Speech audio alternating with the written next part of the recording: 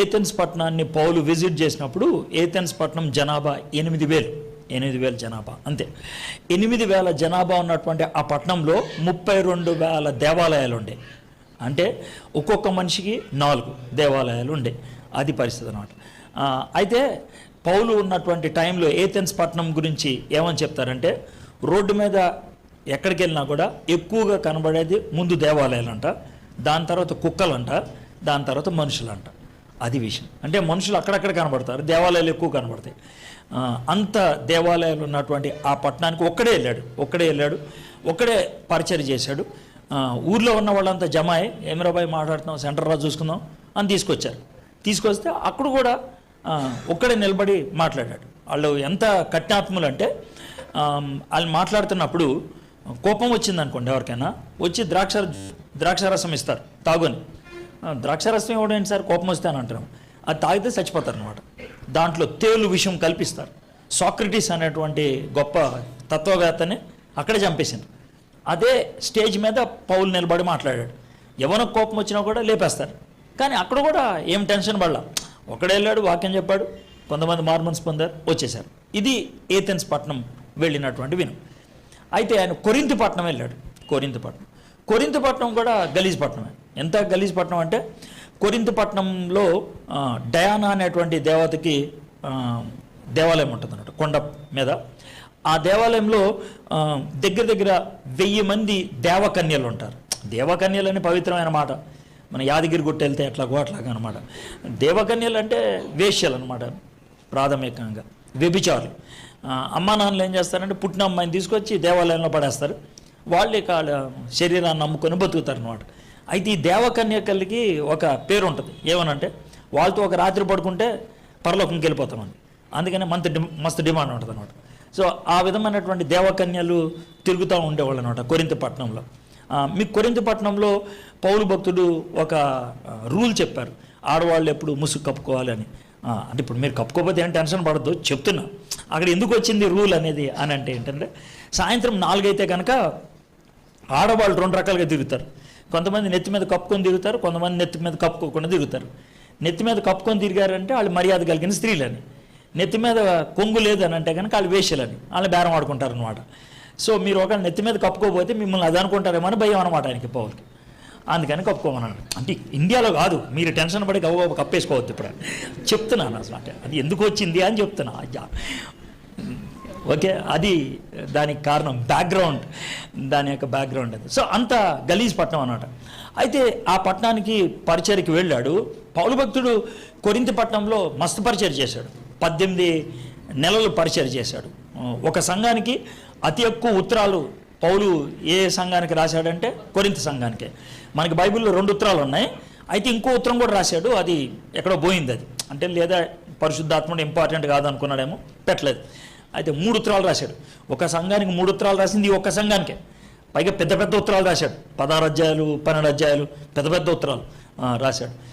తర్వాత చాలా విషయాలు దాంట్లో రాసుకుంటూ వచ్చాడు, సంఘానికి ఎట్లా ఉండాలి అన్నీ రాసుకుంటూ వచ్చాడు. కాబట్టి కొరింథు పట్టణం అంటే పౌలుకి చాలా ఇష్టం ఒక విధంగా. కానీ భయపడ్డాడు ముందు.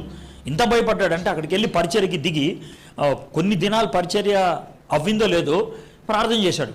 నా వల్ల కాదు ప్రభా, నేను వెళ్ళిపోతానని. భయం వేసింది ఆయనకి, భయం కూడా వేసింది, చిరాకు కాదు భయం కూడా అనిపించింది. అంటే ధమ్కీలు ఇచ్చారు పౌల్కి బాగా, నువ్వు పరిచర్య చేస్తే మరది ఉండదని ధమ్కీలు ఇచ్చారు. అలాంటి పరిస్థితిలో నేను పోతా, నా వల్ల కాదు ఇక్కడ అని అన్నాడు. అయితే స్వయాన్న దేవుడే వచ్చి దానికి ధైర్యాన్ని ఇచ్చాడు అనమాట. ఆ వాక్య భాగాన్ని ఇప్పుడు మనం చూస్తాం. ఓకే, ఆయన యేసుప్రభువు వారు ఏ విధంగా ధైర్యం ఇచ్చాడు, అది మనకి ఎట్లాగ వర్తిస్తుంది ఈరోజు. ఎందుకంటే మీకు కూడా ఏదైనా భయం ఉంటే, ఎట్లాగ ముందుకెళ్తాను, కష్టం అనిపిస్తుంది కదా అని అనిపిస్తే, ఈ వాక్యం మనకి ఎట్లా ధైర్యం ఇస్తుందని చూద్దాం. అపోస్తుల కార్యం 18వ అధ్యాయం, అపోస్తుల కార్యం 18వ అధ్యాయం 9, 10, 11 3 వచనాలు నేను చదువుతాను. తర్వాత అందుట్లోంచి దేవుడు మనకి పౌలు ద్వారా ఎలాంటి ధైర్యాన్ని ఇస్తాడనే దాన్ని చూద్దాం. అపోస్తుల కార్యం 18వ అధ్యాయం 9, 10, 11 వచనాలు. 9వ వచనం చదువుతున్నాను. రాత్రి వేళ దర్శనమందు ప్రభువు, నీవు భయపడక మాట్లాడుము, మౌనముగా ఉండకము, నేను నీకు తోడై ఉన్నాను, నీకు హాని చేయుటకు నీ మీదకి ఎవడనూ రాడు. ఈ పట్టణంలో నాకు బహు జనమున్నదని పౌలు చెప్పగా, అతడు వారి మధ్య దేవుని వాక్యం బోధించుచు 1 సంవత్సరం మీద 6 నెలలు అక్కడ నివసించను. 3 వచనాల్లో చాలా విషయాలు మనకు తెలిసిపోతాయి.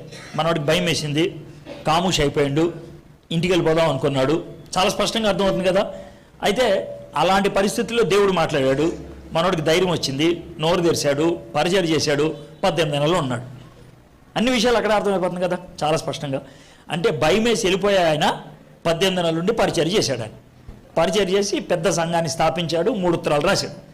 కాబట్టి వదులుకుందాం అనుకున్న దాన్ని అంత గట్టిగా ఎలా చేయగలిగాడు అంటే ఆయనలో ఆ విధమైనటువంటి మార్పు ఎట్లా వచ్చింది? మీలో ఎవరికైనా ఏదైనా ప్రయత్నం చేసి నా వల్ల కాదు అని తంగైపోయి వదిలేద్దాం అనుకుంటే, కష్టం అనిపించినట్లయితే ఈరోజు దీని నుంచి మీరు ధైర్యాన్ని తెచ్చుకుంటారు.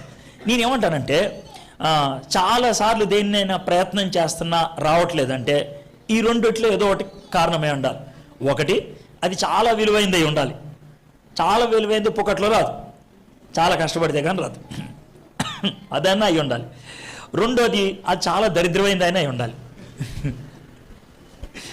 ఓకే, చాలా దరిద్రమైంది అయితే దేవుడు ఇయ్యడు. నువ్వు మళ్ళీ మళ్ళీ ఆలోచించి ఎప్పుడో ఒక దినాన్న గుర్తెరిగి చెయ్యి ఇది వద్దురాబాయ్ అని వదులుకోవాలనేసి. కాబట్టి ఈ రెండిట్లో ఏదో ఒకటి. కాబట్టి ఈరోజు ఈ మాటలు వింటా ఉన్నప్పుడు ఫస్ట్ ఆఫ్ ఆల్ అది డిసైడ్ చేసుకోండి, అది చాలా విలువైందా చాలా వేస్ట్దా. విలువైంది అయితే కనుక వదిలిపెట్టద్దు, వేస్ట్ అయితే కనుక వదిలిపెట్టాడు. నెంబర్ 1. నెంబర్ 2, విలువైంది అంటే కనుక దాన్ని మనం చేజిక్కించుకోవడానికి దేవుడిచ్చేటువంటి వాగ్దానాలు, దేవుడిచ్చేటువంటి మంచి మాటలు ఏంటో చూద్దాం. ఓకే, దీంట్లో 5 వాగ్దానాలు ఉన్నట్లు నేను చూస్తున్నాను. 5 వాగ్దానాలు చాలా స్పష్టంగా ఉంటాయి, చూద్దాం. మొదటిది 9వ వచనం. రాత్రి వేళ దర్శనం నందు ప్రభు, ఆయన దగ్గరికి ఎవరు వచ్చారు? ప్రభువే వచ్చేసాడు డైరెక్ట్గా, అవునా కదా. అయితే దేవుని బిడ్డలకి భయం వేస్తే, దేవుడు ఎవరిని పంపాడు? ఆయనే వచ్చేస్తాడు. దేవుడు ఎవరిని పంపాడు? ఆయనే వస్తాడు. అయితే మనం భయపడేది ఆయనకే. అది వచ్చింది అంటే భయపడేది ఆయనకే అంటే చెప్తాను మీకు గదిలో ఒకళ్ళే ఉన్నారు అనుకుందాం, పగలే, రాత్రి ఏం కాదు, పగలే. ఓకే, ప్రార్థన చేసుకుంటున్నారు, ప్రభా నాకు సాయం చెప్పు ప్రభా, ఒక మాట చెప్పు ప్రభా అని గట్టిగా ప్రార్థన చేస్తున్నారు అనుకుందాం. ఉన్నటువంటి సరిగా ఏంటి ప్రభా ఏంటి చెప్పు అని అన్నాడు అనుకో దేవుడు, ఏం చేస్తారు మీరు? ఉరికి బయటపోతారు. మామూలుగా స్ట్రైట్ చెప్తున్నాం, అర్థమైందా? ఉరికి బయటపడతారు. మనం భయపడేదే ఆయనకి. ఇక మనకేం చెప్తాడు? మనలో చాలామంది అడుగుతున్నప్పుడు దేవుడు ఎందుకు సమాధానం చెప్పడండి, చెప్తే మనం పోతామని. అదైనా ఆయనకి చెప్పాలని ఉంటుంది. ఇప్పుడు మా ఆయన వస్తే అంటే కానీ మనమే పోతాం, అందుకనే రాడు. ఒకసారి ఒంగోలులో ఓ పోరగాడు మస్తుగా పాడుతున్నాడు, చాలా స్పెషల్ సాంగ్ అన్నారు. నువ్వు మాట్లాడు ప్రభు, ఒక్క మాట మాట్లాడు ప్రభు అది అని మాట్లాడి వచ్చి నా పక్కన కూర్చున్నాడు. కూర్చొని చాలా ఫీల్ అవుతూ ఉన్నాడు. స్పీకర్ పక్కన కూర్చున్నాను, తర్వాత పాట పాడాను అది ఇదని. నా ఇంకా చూశాడు, తమ్మి బాగా పాడావన్నా. ఇక మనోడు ఇక సాల్వ్ అయిపోయాడు, ఎక్కడో ఉన్నాడు ఆయన. అయిపోయిన తర్వాత తమ్మి బాగా పాడావు, మరి దేవుడు మాట్లాడితే వింటావా అన్నాడు. ఒక మాట మాట్లాడు ప్రభు అన్నాడు. దేవుడు ఏంద్రబాయ్ అన్నాడంటే ఏమంటావు అన్నా. ఇక మనోడు ముఖం చిన్నదైపోయింది. అయితే నేను అది సరదాగా అన్నాను కానీ బట్ నిజంగా చెప్పాలంటే దేవుడు అతి కష్ట సమయంలో మనతో ఉండడానికి ఇష్టపడుతున్నాడు. అయితే ఇక్కడ కూర్చున్నటువంటి మనలో అందరితో దేవుడు లేడు. మీకు కొంతమందికి టెన్షన్ వస్తే మంచిదే, రాకపోతే బాధ, అర్థమైందా? అందరితో దేవుడు ఉండడు. ఈ డైలాగ్ ఎప్పుడు వీరుంటారు మీరు, దేవుడు అందరికీ ఉండడు, తోడు కొంతమందికి ఉంటాడు. అదేంటన్నా మరి దేవుడు అందరినీ ప్రేమిస్తాడు కదా, అందరినీ ప్రేమిస్తాడు కానీ దేవుడు మాత్రం అందరికీ తోడుగా ఉండడు, కొంతమందికే ఉంటాడు. ఎందుకని కొంతమందికే తోడుగా ఉంటాడు? మరి ఆయన పేరు ఇమ్మానియల్ కదా, ఇమ్మానియల్ అంటే దేవుడు మనతో ఉండేటువంటి వాడు కదా, మనతోనే ఉంటానన్నాడు కదా. మరి మనతో ఎందుకు ఉండడు అని అంటే ఉండడు కొన్నిసార్లు కదా, కొంతమందితో ఉండడు. ఎందుకు ఉండడు అని అంటే, ఇది నాది ఎయిర్టెల్ సిమ్, మీకు ఫోన్ ఉందా? ఏం సిమ్ అది? Airtel SIM. మీది ఎయిర్టెల్ కాని వాళ్ళు ఎవరన్నా ఉన్నారా? ఐడియా ఫోన్ ఒకసారి తీయండి సార్, ఒకసారి ఫోన్ తీయండి, ఏమన్నా తీయండి పర్లేదు సార్. నాకు 1 2 3 4 5 వచ్చినాయి సార్. ఎయిర్టెల్ 5 వచ్చినాయి. మీకు వస్తుందా సార్ ఎయిర్టెల్ సిగ్నల్? చూడండి సార్, వస్తుంది రాదు అంటే మంచి ఫోనా కదా సార్? గలీజ్ ఫోనా సార్ అది? ట్యాంక్ బండ్లు వేసాయి సార్ దాన్ని. నాకు 5 వస్తున్నాయి, మీకు కూడా 5 వస్తున్నాయి కదా సిస్టర్? నాకు 5 వస్తున్నాయి, మీకు రావట్లేదు సార్. వేస్ట్ సార్ మీ ఫోన్, గలీజ్ ఫోన్ కదండి అది. ఒక్క సిగ్నల్ కూడా రావట్లేదండి ఎయిర్టెల్, వేస్టే కదా అది. వస్తుందా ఎయిర్టెల్ సిగ్నల్ ఆయనకి? రాదు. నా పక్కనే ఉన్నాడు, రాదు. ఎందుకు రాదని అంటే ఆయనకి ఎయిర్టెల్ సిమ్ లేదు. అర్థమైందా? దేవుడి సిగ్నల్ నాకు అందదు, ఎందుకంటే దేవుడు నాలో లేడు కాబట్టి. దేవుడు నాలో ఉంటే అప్పుడు దేవుడి సిగ్నల్ అందుద్ది. పక్కనే ఉండొచ్చు సిగ్నల్ అందేవాడు, నీకు రాదు సిగ్నల్. ఆడికి వస్తుంది, అక్కడ వస్తుంది, ఆడికి సిమ్ ఉంది, నీకు లేదు, నీకు రాదు. అర్థమైందా? మీకు ఒక మాట చెప్తాను చూడండి. యేసుప్రభువు వారు ఏమన్నా తెలుసా? మంచం మీద 2 పడుకున్నారు అంటారు. మంచం మీద 2 పడుకున్నారంటే ఎవరై ఉంటారు? వాళ్ళు భార్యాభర్తలు, అంతే కదా. గట్టిగా దుప్పటి కప్పుకొని ఒకటే దుప్పట్లో పడుకున్నారు అనుకుందాం, తప్పేం లేదు కదా, పడుకున్నాను. అప్పుడు ఏసీ వచ్చాడు అనుకో, అందుట్లో ఒకళ్ళే బిలీవర్ అనుకో, ఎవరు వెళ్తారు? ఒకడే పోతాడు. ఇంకోటి గట్టిగా పట్టుకుంటాను పోతాడా? పోడు. ఇప్పుడు నీకు అర్థమైందా? మీరంత పక్క ఆలోచించాలి. మీరు చర్చిలోకి వచ్చినంత మాత్రం మీలోకి దేవుడు రాడు. అర్థమైందా? మీరు చర్చి అమ్మ నేను చర్చిలోకి వచ్చిన అతి పవిత్ర అయ్యి ఉండొచ్చి, స్థలం పవిత్రమే, నేను కాదనట్లా, ఇది బేకార్ అంటలేదు నేను. నువ్వు బేకార్ కాడివి, అది పరిస్థితి. నువ్వు బేకార్ గాడు ఎక్కడికి వెళ్ళినా బేకార్ గాడే, అవునా కదా? అప్పుడు పందిని తీసుకెళ్ళి స్టేజ్ మీద పెడితే అది అన్న గొర్రె అవుద్దా? అవ్వదు కదా, ఎక్కడైనా పంది అది. కాబట్టి నువ్వు మారాలా, అంతేకాని జాగా కాదు మారేది. నువ్వు మారితే జీవితం మారుతుంది. సో దేవుడు మనకి తోడుగా ఉండాలంటే మనలో దేవుడికి స్థానం ఉండాలి, అది పరిస్థితి. మనలో దేవునికి స్థానం లేకపోతే దేవుని దగ్గర నుంచి మనకి సిగ్నల్స్ రావు. మీకు బైబిల్లోకి వెళ్ళి, అంటే ఇది చెప్తే మీకు అంత సమజ్ కాదేమో, బైబిల్లోకి వెళ్ళి ఒక ఉదాహరణ చెప్తాను. ఇప్పుడు ఇస్రాయల్ దేశం, సిరియా దేశం పక్క దేశాలు. ఎంత పక్కన ఉంటాయి అంటే సికింద్రాబాద్, హైదరాబాద్ లెక్క ఉంటుంది. హైదరాబాద్కి సికింద్రాబాద్కి ఫరక్ ఎంత, మధ్యలో మూసినది అంతా, అవునా కదా? అదేవిధంగా ఇస్రాయల్కి సిరియాకి అడ్డు ఏంటంటే ఒక చిన్న చెరువు. మనమైతే చెరువు అంటాం, వాళ్ళైతే సముద్రం అంటారు, గలలుగా సముద్రం అంటారు. కానీ సముద్రంగా సుత్తి కాదు, చిన్న చెరువు అది. అలా ఉంటుంది, కానీ వాళ్ళకి పేరు పెట్టారు సముద్రం అని. అంటే అక్కడికి వెళ్ళి చూస్తే అవతల కనబడుతుంది సిరియా దేశం, అది విషయం. అయితే వాళ్ళిద్దరి మధ్యన ఎప్పుడు ఫైటింగ్ జరుగుతూనే ఉన్నది. ఇప్పుడు కాదు, 3000 సంవత్సరాల నుంచి. అయితే 3000 సంవత్సరాల క్రితం సిరియా దేశం ఇస్రాయల్ మీద ఎటు నుంచి అటాక్ చేద్దామన్నా అటు నుంచి ఉండేవాళ్ళు. అరే ఇటే వస్తామని ఇడికవాడు చెప్పాడు అనుకునేవాడు, అటు వెళ్తే అటు ఉండేవాడు. ఎవడు చెప్పేవాడు అని అర్థం కాక ఒకరోజు ఏం చేశాడంటే రాజుగారు ఇస్రాయల్ సిరియా దేశపు సైనిక అధికారులను అందరిని కూర్చోబెట్టి, అరే మీలో ఎవడో ఒకడు అమ్మేస్తున్నాడు సీక్రెట్, ఎవడో ఒకడు అమ్మేశాడు, నాకు తెలుసు, ఎవడో ఒకడు చెప్పండి. ఆడు చెప్తే సరే లేదా మొత్తం అందరినీ ఈరోజు ఖతం చేస్తా అని అంటే, రాజుగారు మీరు అంత టెన్షన్ పడుతూ ఒక చిన్న మాట, ఆ దేశంలో ఒకడున్నాడు, ఆడు మోకరించి ప్రార్థన చేస్తే దేవుడు LCD స్క్రీన్ పెడితే మొత్తం చూపిస్తాడు. ఏం చూపిస్తాడు రా? నువ్వు బెడ్రూమ్లో వేసిన ప్లాన్ అంతా అక్కడ పడుతుంది అన్నాడు. మరి దాన్ని మేమేం చేయం? ఆడి పేరు ఏంట్రా అన్నాడు. ఎలీషా. అవునా, వాడు ఏ ఊర్లో ఉంటాడు? డోతాన్. సరే ఒక పని చేయండి, ఈ రాత్రి వెళ్ళి ఆ పట్టణం మొత్తం కబ్జా చేయండి అన్నాడు. సైనికులను పంపించేశారు. రాత్రి సిరియా దేశపు సైనికులు వెళ్ళి డోతాన్ అనే ఊరు చుట్టూ నుంచుండిపోయారు. మనవాడు పొద్దున్నే లేచాడు, ఎవరు? ఎలీషా దగ్గర ఒక పనోడు ఉంటాడు. వాడు ఇడ్లీ సాంబార్ తెచ్చాడు, చెప్పి తింటా ఉన్నాడు. తింటా ఉంటాడు. సార్ మీకు ఎట్లా తినబుద్ధి అవుతుంది అంటే, బాగానే ఉంది కదరా, సాంబార్ బాగుంది, ఇడ్లీ బాగుంది. అట్లా కాదు సార్, ఈ చుట్టూ టెన్షన్, అదే నేను తింటా ఉంది. ఇక మనోడికి టెన్షన్గా ఉన్నది. అంటే ఏం సార్ టెన్షన్గా ఉంది సార్ అంటే, ఏమరా టెన్షన్ అని ఇట్లా చూస్తాడు. చూస్తే ఎలీషాకి అర్థమయ్యి తల పైకెత్తి ప్రార్థన చేయడం మొదలు పెడతాడు. ఏమన్నా తెలుసా? ప్రభా ఇటు కళ్ళు తెరువు ప్రభా అని. అంటే ఇడేమన్నా కళ్ళు మూసుకున్నాడా? ఆడు తెరిచే ఉన్నాడు. కళ్ళు తెరువు ప్రభా అని ప్రార్థన చేశాడు. అర్థమైందా? ప్రార్థన చేస్తే వాడు అని ఆశ్చర్యపోతాడు. అంటే ఏమైంది తెలుసా? సిరియా దేశపు సైనికులు ఉంటారు కదా, ఈ మధ్యలో ఎలీషా ఉంటాడు కదా.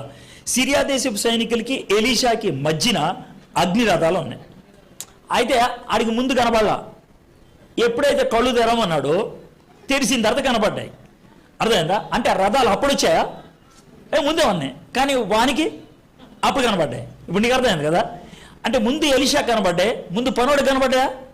కనబడలా. ఎందుకంటే ఆడికి సిమ్ము లేదు, అది విషయం. ఇప్పుడు నీకు అర్థమైంది కదా? చాలా సింపుల్. దేవుడు నాకు తోడుగా ఉన్నాడు అనే మాట ఎవరు చెప్తారంటే, లోన దేవుడు ఉంటే. అది దేవుని సన్నిధి అని అంటారు. దేవుడు మనతో ఉంటాడు. దేవుని సన్నిధి, దేవుని సన్నిధిలోకి వెళ్తున్నాం అని చెప్తారు చాలామంది. అది అబద్ధం. దేవుడి సన్నిధి ఎప్పుడు మనతోనే ఉండాలా? అర్థమైందా? చర్చిలోకి వెళ్తే దేవుడు ఉంటాడు, బయటికి వెళ్తే లేడంటాడు, పెద్ద గలీజ్గాడు అని అర్థం. ఇక్కడ స్తోత్ర బలి అంటాడు, బయటికి వెళ్ళి బాహుబలి అంటాడు. అది పరిస్థితి. అర్థమైంది కదా? ఇక వాడితో ఎప్పుడు దేవుడు ఉండడు, ఇక్కడ ఉండడు, అక్కడ ఉండడు. ఆడి ఫీలింగ్ మాత్రమే. దేవుడు ఉంటే ఎప్పుడు నీతో ఉంటాడు, లేకపోతే ఎప్పుడు ఉండడు. ఈ రెండాట్లో ఏదో ఒకటి. సో పక్కా డిసైడ్ అయిపోండి, దేవుడు మీతో ఉన్నాడా లేదా, అది విషయం. అర్థమైందా? అది మనం తెలుసుకోవాలి. ఒకవేళ లేకపోతే ప్రభా మీరు నా జీవితంలోకి రండి అని అడగాలి. దేవుడు లోనక రాకపోతే జిందగీలో నీకు ధైర్యం రాదు. బస్ రాదు, ఎప్పటికీ రాదు.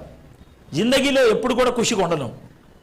పరిపూర్ణమైన సంతోషం, పరిపూర్ణమైన ధైర్యం దేవుడు మనతో ఉంటేనే అవుతుంది, మనలో ఉంటేనే అవుతుంది. ఓకే, దేవుని సన్నిధి. కాబట్టి అక్కడ యేసుప్రభు వారు ఇచ్చినటువంటి వాగ్దానం ఏంటంటే, రాత్రి వేళ దర్శనం నందు ప్రభు నువ్వు భయపడక మాట్లాడము. యేసుప్రభు వారు ఉన్నాడు కాబట్టి భయపడొద్దు అని చెప్పగలిగాడు. యేసుప్రభు వారు ఉన్నారు ఆయనతో, అందుకనే ధైర్యంగా ఉండు అనేటువంటి మాట చెప్పగలిగాడు. బైబిల్ చరిత్రలో చాలా సందర్భాల్లో ఇది జరిగింది. వాళ్ళకి భయమైనటువంటి పరిస్థితుల్లో, అతి దారుణమైనటువంటి పరిస్థితుల్లో దేవుడు వాళ్ళతో ఉన్నాడు. దేవుడు ఎక్కడైనా ఉంటాడు.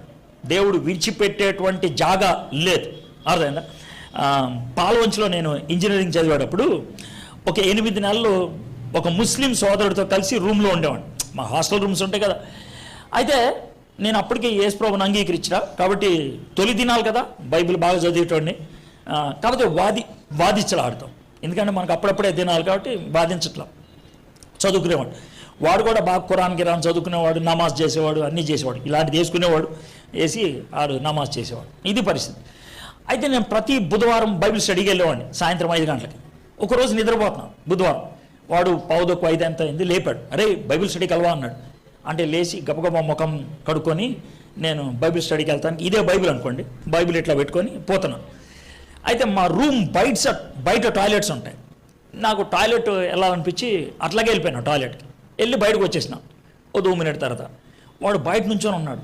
ఎరా నీకు ధమాకు ఉందా లేదా, బుద్ధి ఉందా లేదా అని మస్తు తిరుగుతూ ఉన్నాడు. ఏమైందని అన్నాడు. పవిత్రమైన బైబిల్ తీసుకొని బాత్రూంలోకి వెళ్తావా అని అన్నాడు. అయితే నేను చాలాసార్లు ప్రార్థన చేసినాం, ప్రభా వీంతో ఎట్లాగన్నా సరే నీ గురించి చెప్పాలా, నాకు ఓ ఛాన్స్ ఈ ప్రభా. అయితే ఎట్లాగంటే ఒక్క బుల్లెట్తో పని అయిపోవాలి, ఇక 4-5 సార్లు చెప్పుడు ఉండకూడదు, అట్లా చెప్పాలి అనేసి అనుకున్నా. అది అనిపించింది నాకు. వాడిని బైబిల్ ఇలా చూపించి ఎరా ఇది పవిత్రమైందా అన్న. అంటే వాడు 2 జవాబులు చెప్పాలి, అవును కాదని.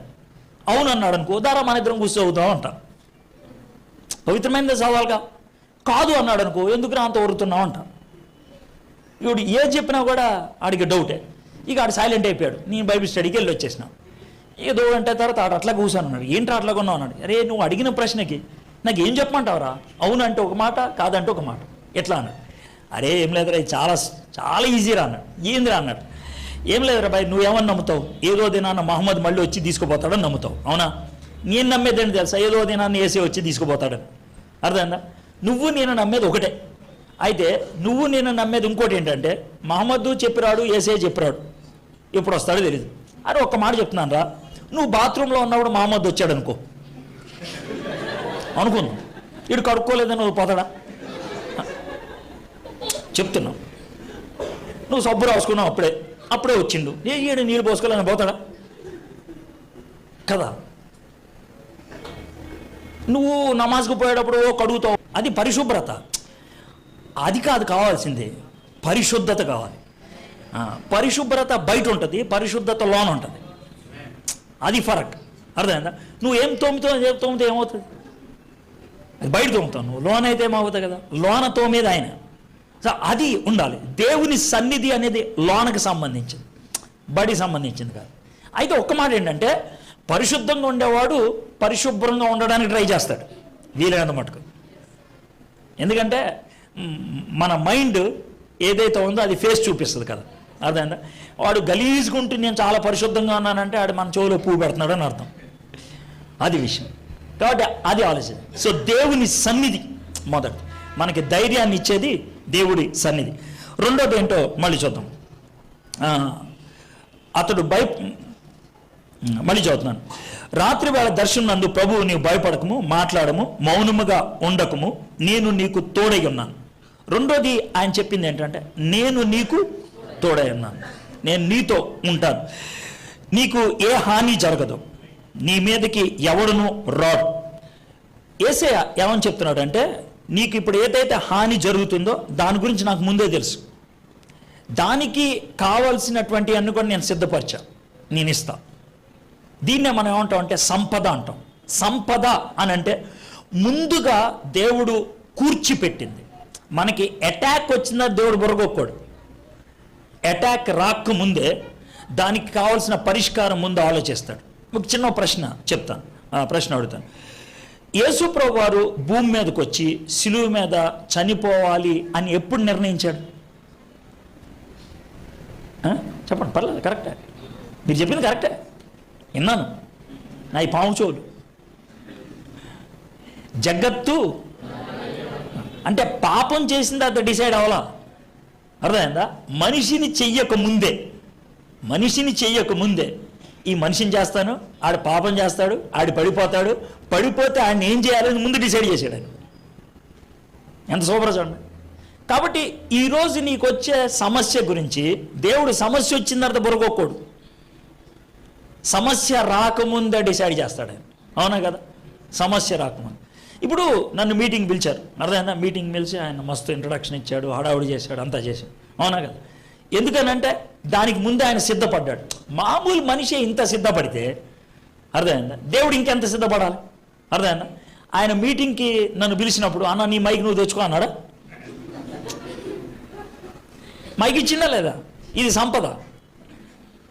అవునా కదా? అంటే నేను ఇక్కడికి వచ్చి మాట్లాడాలంటే ఏమేమి కావాలా అని ముందుగా ప్రిపేర్ చేయటం. ఒక పోడియం, ఒక మైక్, కింద ఒక మ్యాట్, హడావిడి, ఎంత చేశారు లేదా? దీని సంపద. అయితే మామూలు మనుషులే ఇంత చేస్తే దేవుడు ఇంకెంత చేయాలి?